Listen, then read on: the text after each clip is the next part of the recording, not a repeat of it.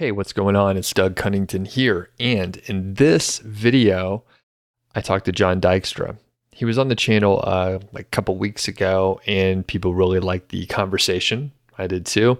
And Jon and I just were chatting, and I was like, hey, can we record this? People like to hear just conversations that we might have. So that's what this video is.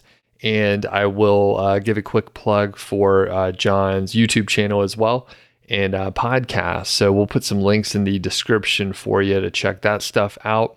I will stop rambling and you can get like the over the shoulder sort of conversation that we had. And if you have any questions or anything, just leave them in the comments below. Thanks. Hey, what's going on? It's Doug Cunnington here and my friend Jon Dykstra. How you doing today? Doing great, Doug. Thanks for having me. And we had such a great response from the other episode, which if you haven't heard it, do check it out, that we brought Jon back on, and we're just going to talk shop and just have a conversation. So I have a couple things that we want to talk about, and I'm just curious, just on a personal level, Jon, are you a family man? Like, what's your situation? It sounds like you got a lot going on business-wise, but I'm just curious. Yeah, married 10 years this year.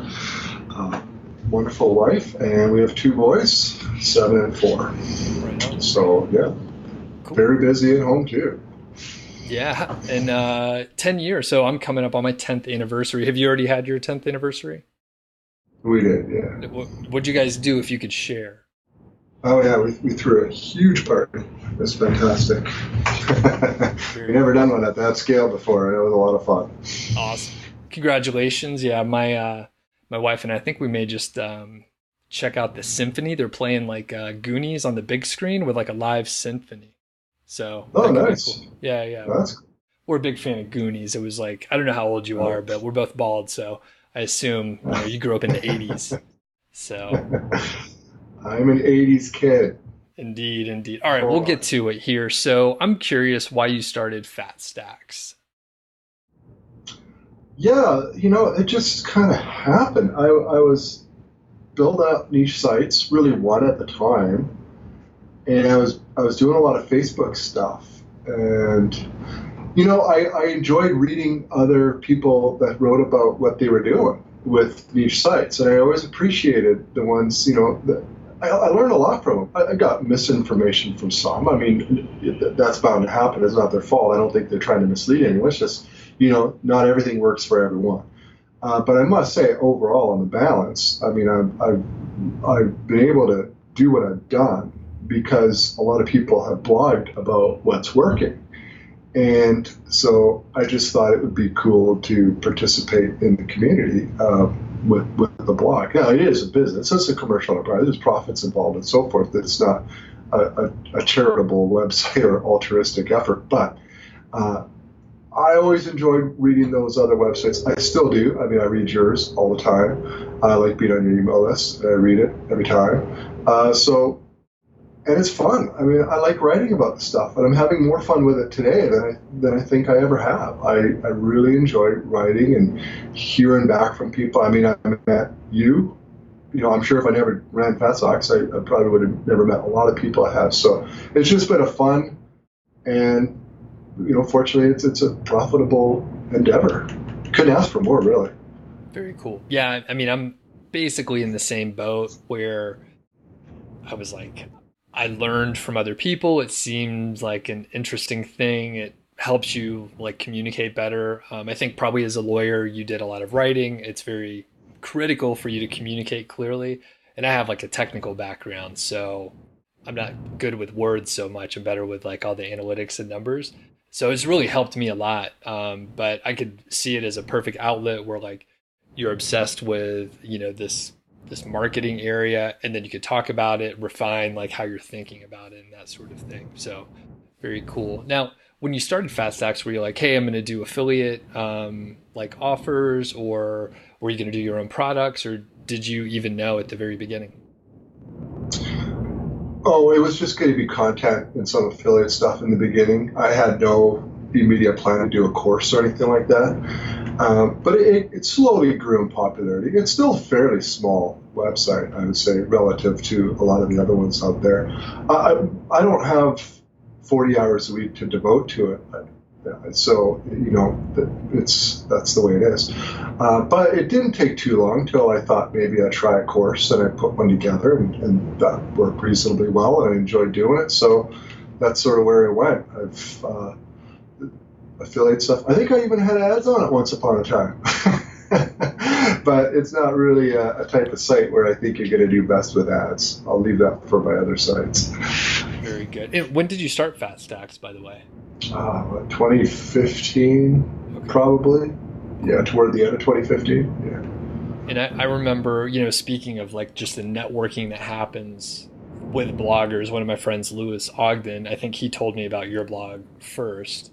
And then I checked it out back in the day. I think probably circa 2015, most likely. Oh. So probably early days. But yeah, like I knew Lewis because he blogged at Cloud Income, and then so just it's sort of an interesting network. And if you have like a platform for people that are thinking of starting a blog, like if you have a platform, like you can reach out and people will probably respond. Not always. You got to have like some longevity. Yeah. Like if you start a brand new blog and you're trying to do a roundup, like I may not participate because they don't get published. I've done probably 5 or 6 podcasts where I spent an hour or more with someone and they never published them. And I was like, man, I just wasted all that time. So, but the networking, super cool. Yeah, I agree. So you mentioned you were getting into courses a little bit, and like the first one went pretty well. So you started in 2015 as Fat Stacks. When did your first course like come about? 2017, maybe 2016, right around there. Okay, and what was it? Call it Niche Tycoon was the first course. Okay. And it was a fairly extensive course, and I did that for quite a while. Eventually, it revolved a lot around Facebook traffic. Not exclusively, but a lot of Facebook. Eventually, when the Facebook party ended, obviously the course needed to be. Well, it was kind of done. It had its time. So, that course is no longer available. Gotcha. And then you've done, obviously, since that sort of marketing mechanism went away, no longer effective, you've gone back and you do more courses. And we just talk about it now. Like you do several courses now, right? You have a suite of courses out there. So what keeps you going back to courses, even though, you have limited time and, there's customer support and just the tech side of it all. So what keeps you going back? Oh, well, it's really a good way to monetize the website for my efforts. I built a pretty good audience, and I get a lot of people asking me questions, and so the courses help with that. But at the end of the day, it's a good way to monetize the site rather than just doing affiliate stuff. It gives me more control over it too, in terms of like I said, I'm doing small courses now instead of one large course or 2 large courses with everything in the kitchen sink. Which was what my first course was. What I do is I create very focused courses on one method or angle, and that's it. And that's the whole course. And the reason I'm doing that is I think it lets people pick and choose. I price them lower than I otherwise would if it was everything in one, but it lets people pick and choose what they want. And it also gives me control over sort of releasing different courses and offering promotions and so forth throughout the course of the year, rather than doing it twice or 3 times with one big course. I can continually sort of, as a promotional aspect, I've got something always that will be fresh and able to promote. And by doing that, it also gives me an incentive to continuously update them. Some won't need a whole lot of updating. Some will need continuous updating, continuous once or twice or 3 times a year. Sure. Very cool. And I think it's a brilliant way to position the courses. Like you said, it's micro-focused on a like transformation or like learning a specific thing.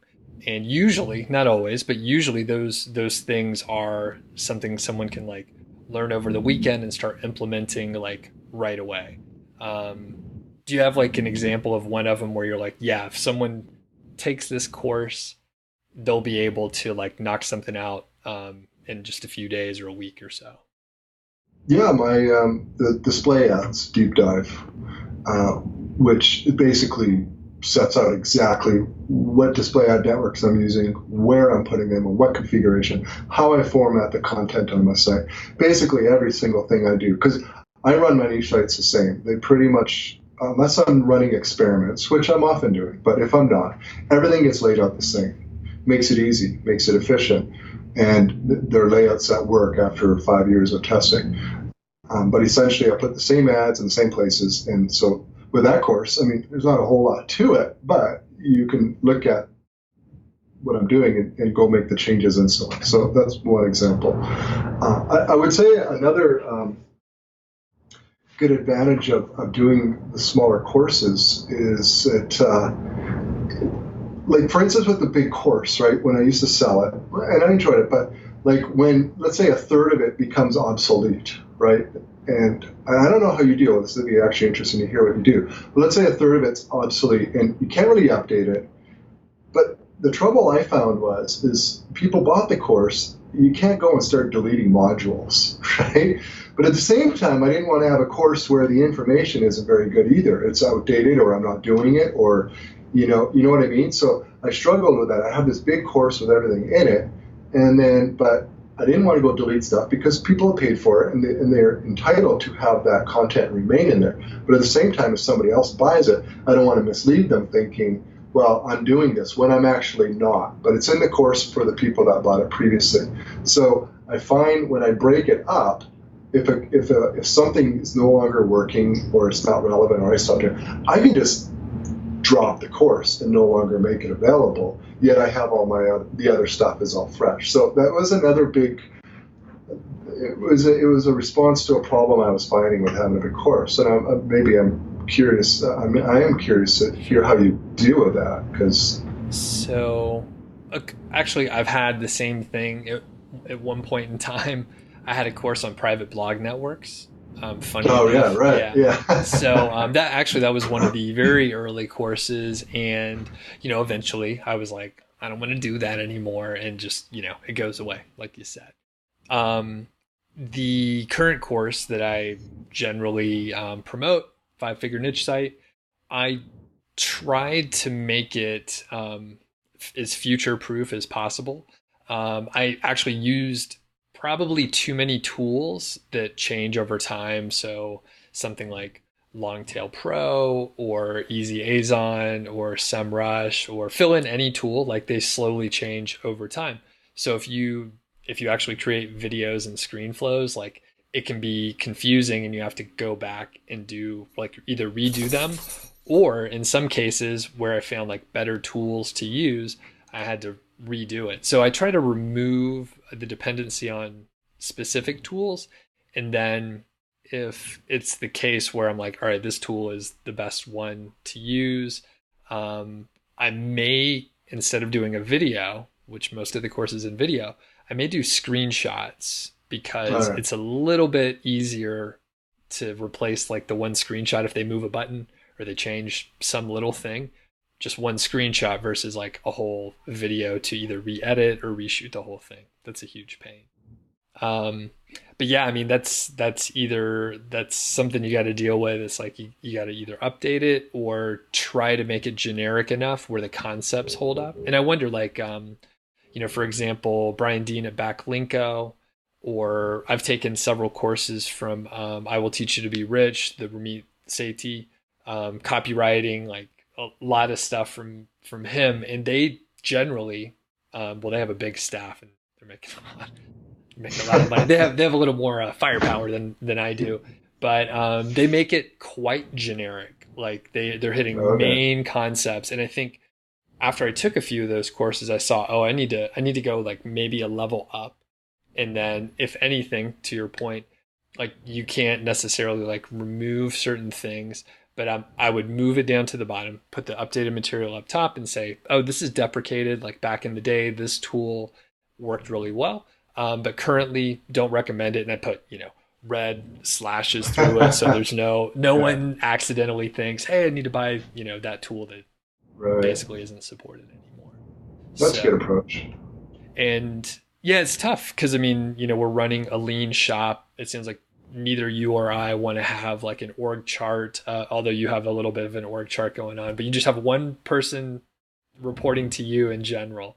But like to do the courses, like some of the bigger guys that are and gals that are out there like publishing a ton, it's like you have to have a staff that like goes through every line and updates everything and like email support. How do you handle email support or support for the course?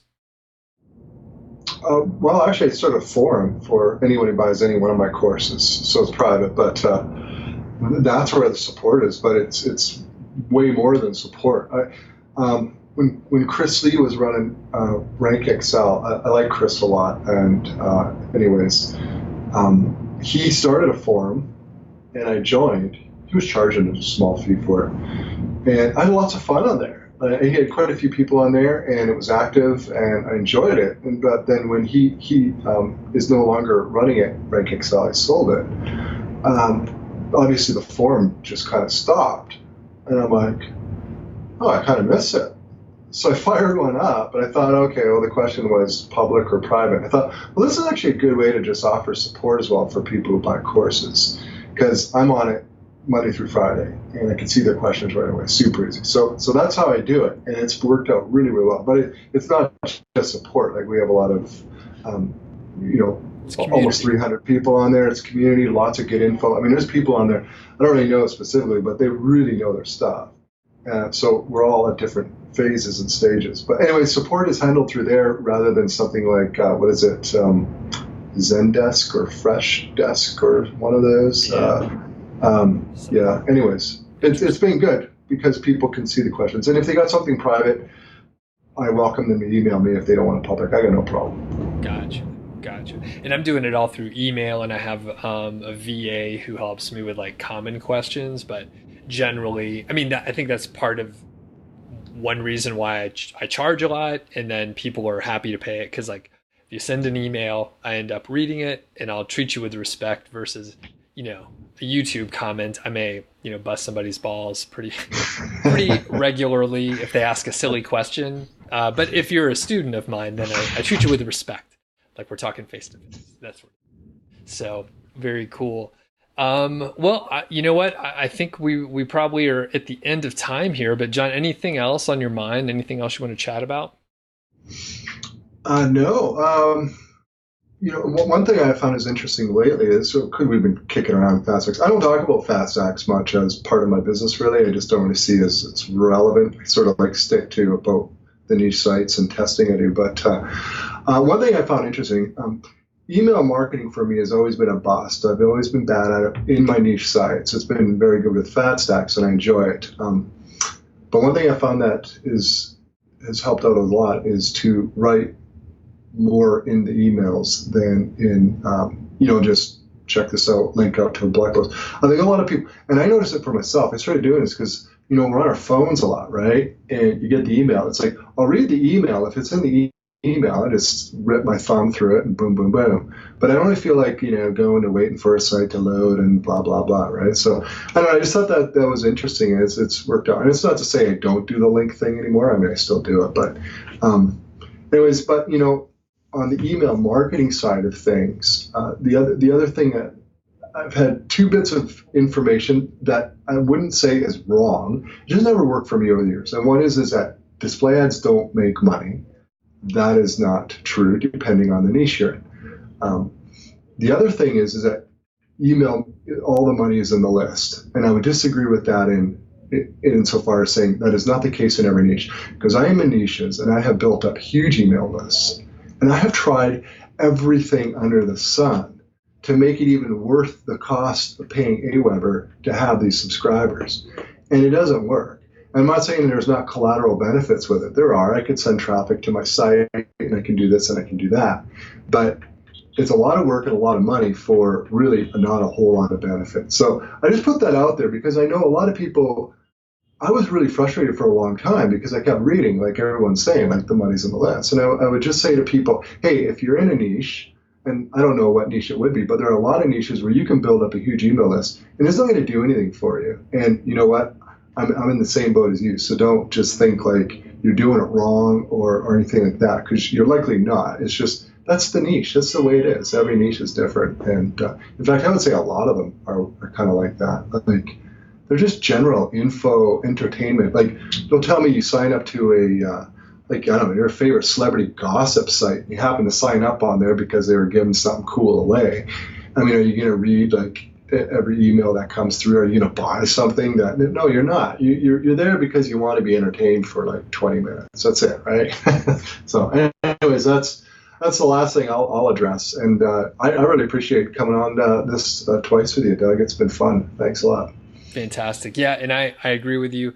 I've grown some big lists out there, and like, yeah, you can get some traffic to a couple blog posts or whatever. I've done big autoresponders, but yeah, if it's not a good list for what you're trying to do, there's just like no point in it. So I stopped doing email capture like for certain sites, but others, obviously niche site projects like fat stacks is really important. It's a big revenue driver. And before we finish up, did you see Netflix has a like a promo for like the sequel or like after Breaking Bad?